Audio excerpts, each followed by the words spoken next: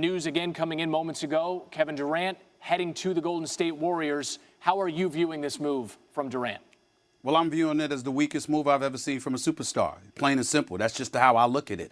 It's not that he's leaving Oklahoma City. If you're not happy there and you want to move on and you want to grow as a player, there's nothing wrong with that. He's one of the top 3 players in the world. He's a quintessential superstar. He deserves all the credit in the world for the talent that he possesses. But the flip side is this.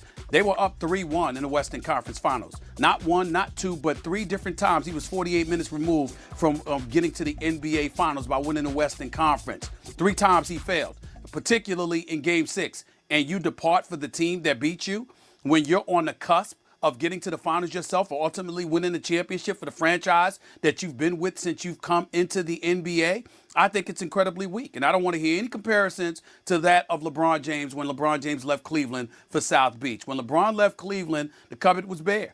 He was basically the only dude in Cleveland. It was LeBron James and a bunch of no-names. In the case of Kevin Durant, you have one of the top 5 players in the world as your teammate. You've got Billy Donovan, who's proven to be an exceptional coach. You've got a coaching staff. You've got a first-class organization. You've got Enes Kanter, Steven Adams, and all of these boys. You are legitimately a championship contender. You are the difference. You are the superstar, and you depart for the team that beat you, that's the 2-time reigning defending Western Conference champions, who's won a championship in the last 2 years. You're jumping on a bandwagon as far as I'm concerned. That's just the way that I look at it. I don't think there's any way to deny that. All the reporters, whether it's Ramona, it's Chris Broussard, everybody doing an exceptional job, pointing out the things that they point out. I don't disagree with anything anybody is saying. But in the end, what it comes down to is that Kevin Durant is one of the top 3 players in the world, and he ran away from the challenge that he faces in order to jump on the bandwagon of a team that's a little bit better, that's already rife with at least one superstar, a couple of guys that can really, really get it done. I just view it as him jumping on the bandwagon, and I think it's the weakest move I've ever seen by a superstar, plain and simple. Chris Broussard, let's say that the Warriors win a championship next year. That's not without the realm of possibility. Do you think it's watered down because it's a team that I disagree with Steve. Okay. I don't think this is much different at all from what LeBron James did in 2010 when he went to Miami. Remember, those Cleveland teams won 66 and 61 games. And I could argue that LeBron's struggles at the end of that Boston series in 2010, they were up 2-1 on Boston. Yeah. He was phenomenal in Game 3 and then struggled the rest of the series, and they lost. And then he went to a guy, Dwayne Wade, who had already won the championship, and with Chris Bosh. So I understand Steve saying they were up 3-1 on Golden State, and they should have won that. But this is similar, Steve, man. This is very similar, I think, to what LeBron did. So I can't rip KD for this. Well, I'm not. Listen, I'm not ripping him for leaving. First of all, I'm ripping him for the team that he went to. You're going to the team that beat you when you were 48 minutes away on 3 separate occasions from beating them yourself. It's not that he's leaving Oklahoma City. It's the team that he's going to. And Chris Broussard, you've covered this league too long. I don't know how in God's name you can sit there and say that it's a similar situation to what LeBron experienced LeBron was the best in player Cleveland. In the league. LeBron was being compared to Michael Jordan. And you know the criticism LeBron took, which is similar to what you're saying. Answer my question. Okay, go ahead. I'm asking a question. All right, Tell me who was LeBron James' teammates. Who are they? They were good enough to help him get 66 wins. I asked you a question. All right. It's a direct question, he didn't have a Russell Westbrook. He didn't have a Russell Westbrook. Keep going. Hold on, Steve. Could they not have beaten Boston? It's not the same. And not only that, there were more things that were going on in Cleveland on a personal level, which you know just as well as anybody that influenced LeBron leaving Cleveland too. What's KD's excuse? Are you kidding me? I'm saying the issue is not about Kevin Durant's character. Kevin Durant is a good dude. He's a great basketball ambassador. He's one of the top 3 players in the world. It's not about him leaving because he's perfectly entitled to leave. He's earned the right to do what he wants. We're not casting aspersions on him because we're being hypocritical in terms of, oh, he's unselfish. Oh, it's not about the money. Kevin Durant hasn't been about that. Whereas LeBron had his press conference announcing he was going to South Beach. Kevin Durant, when he signed his initial extension with Oklahoma City, did it on Twitter. He ain't about all of that. We respect it. What we're talking about here is you being up 3-1 on the eventual two-time Western Conference champions, and at the time the reigning defending NBA champions, up 3-1. Not once, not twice, but 3 times, 48 minutes removed from a berth to the NBA Finals. You come up short. And that is the team you leave your team to depart for? That team that you're on the cusp, on the precipice of knocking off. It's the epitome of jumping on a bandwagon. And when you look at LeBron James, don't give me them 66-win season and all of that stuff during the regular season. They went up against Orlando one year and lost to Miguel Pietrus and Hito Turkoglu and Jameer Nelson and those boys because Cleveland was exposed in the postseason. Then we saw them against Boston, and we also know that LeBron had a lot more going on off the basketball court, which you, Chris Broussard, knows better than most. So we take all of those things into consideration. I asked you to name their roster, and you still didn't give it to me, but we won't belabor that point. The point is, in Oklahoma keeps City, cutting me off. even I could if name Russell blame it on Westbrook me. is leaving, you still have a situation where you got one more year. I'm just looking at who you departed for. Talk about jumping on the bandwagon. Golden State deserves all the props in the world. Nothing wrong with them. I'd do it if I were them too. He's one of the top 3 players in the world. But there is no doubt that when you talk about the criteria that comes with being a superstar in this league, the reality is clear. Kevin Durant didn't necessarily embrace that because he's jumping on the bandwagon. Where LeBron went, he was still the man. In the end, what you're looking at with Kevin Durant, you're going to Steph Curry's team. Rock Nation benefits. Okay, Nike and Under Armour and everybody else benefits. Kevin Durant may end up getting his ring. But there's something fraudulent about this, period. You can slice it any way you want. That's what it comes down to. You're jumping on the bandwagon, period. He's too great for that, but he could do what he wants. We're not going to sit up there and say that he can't because obviously. Win. Curve everything else. Win. These ups ain't lit. Win. Hey, he wanted LA. Instead, he'll be in Toronto to start the 2018 season. Kawhi Leonard warming up to the idea of playing for the Raptors, according to Adrian Wojnarowski. Now, earlier today, Toronto GM Masai Ujiri explained why he felt the deal had to be made for Kawhi, despite Leonard missing the majority of the season with an injury.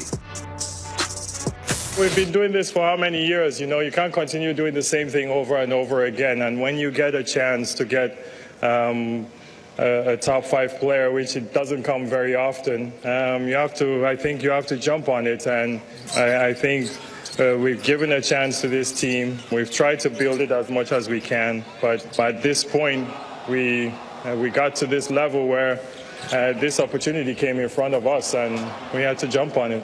Without all this medical drama that there is, we have no chance of talking to a player like that. Zero. You have no chance. He would be in San Antonio, and we wouldn't have a chance to get him. This is why we have a chance, and this is the risk that you are taking. We've looked at some of the medical, like as soon as the deal was done, and the rest will depend on the physical that will be done shortly. Risks and breakups. Now, here's the fallout. Raptors' DeMar DeRozan, by the way, former Raptor, the star posting this to his Instagram story after he found out about the Kawhi trade. Told one thing and the outcome another. Ain't no loyalty in this game. Sell you out quick for a little bit of nothing. Soon you'll understand. Don't disturb. Ujiri was asked about how it all ended and DeRozan's disappointment. I had a conversation with DeMar at Summer League, and I really want to leave it at that. I think maybe my mistake was talking about what we expected going forward from him.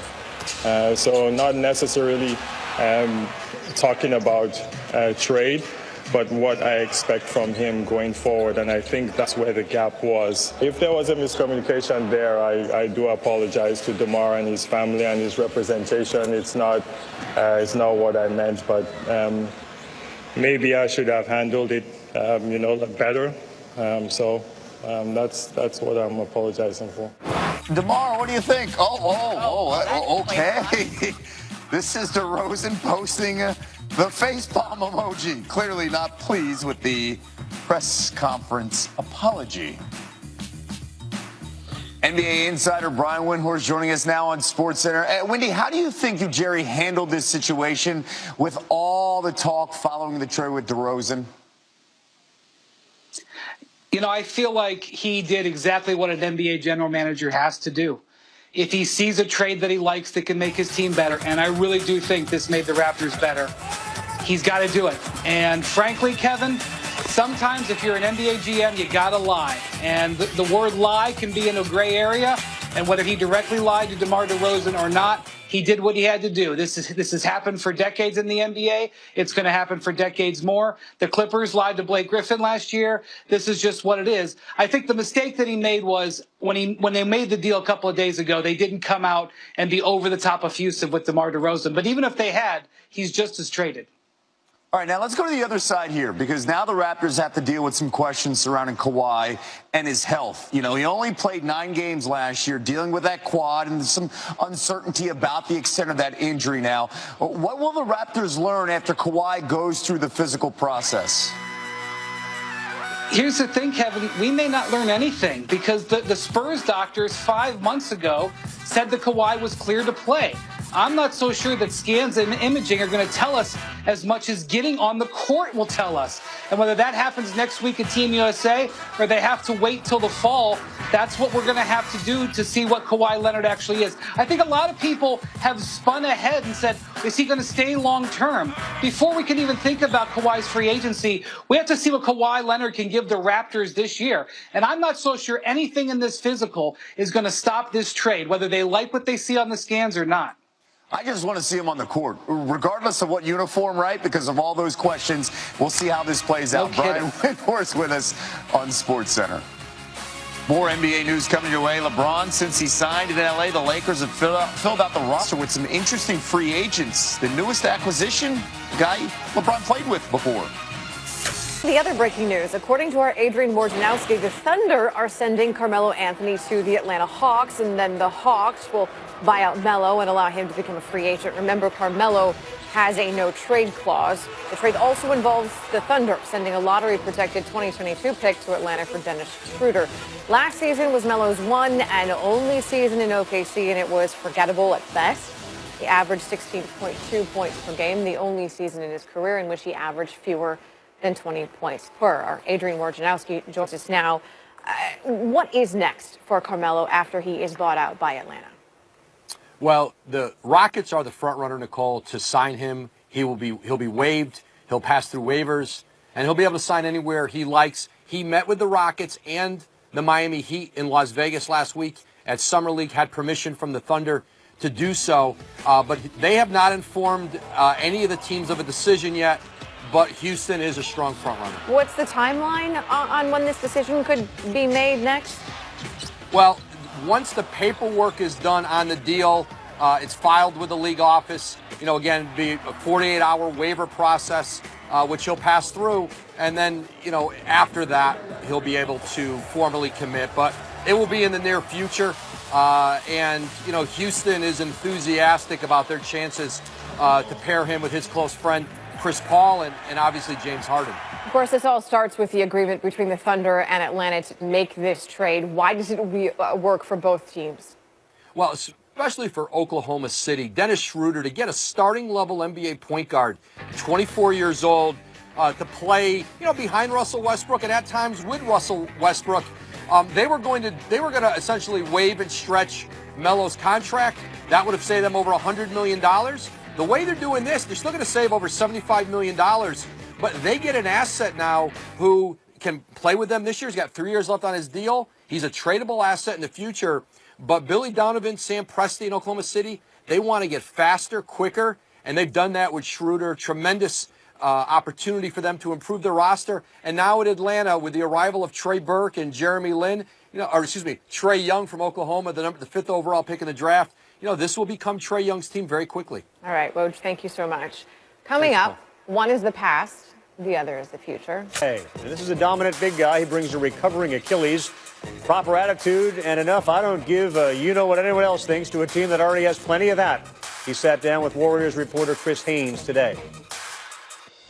You got an interesting summer. Say the least. There wasn't, there wasn't a lot of offers out there. You're coming off of the Achilles injury, and day 2, you signed. I mean, you agreed with the Warriors, and the NBA community went crazy. What was that experience like, just watching? I didn't really care. Honestly. It didn't trip you out at all just to see? I mean, it trips me out to just see, like, it's crazy, like, how angry people Hey, not just fans, though. Not just fans. Players, too. You know, it's just kind of funny because before the whole thing started, you know, I was kind of just, you know, wasted. I was damaged goods, you know, not a winner. Just everything negative. As soon as it happened, it's like, well, he's too damn good to be, you know, so it's just kind of funny how the narrative switches right away when, you know, things don't go the way they expect it to. What's the biggest thing that bothers you about how people perceive you to be?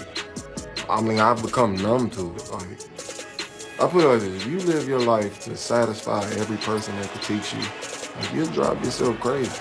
Like, you will never satisfy everybody and what they feel you should do, especially being in this position. You'll never satisfy.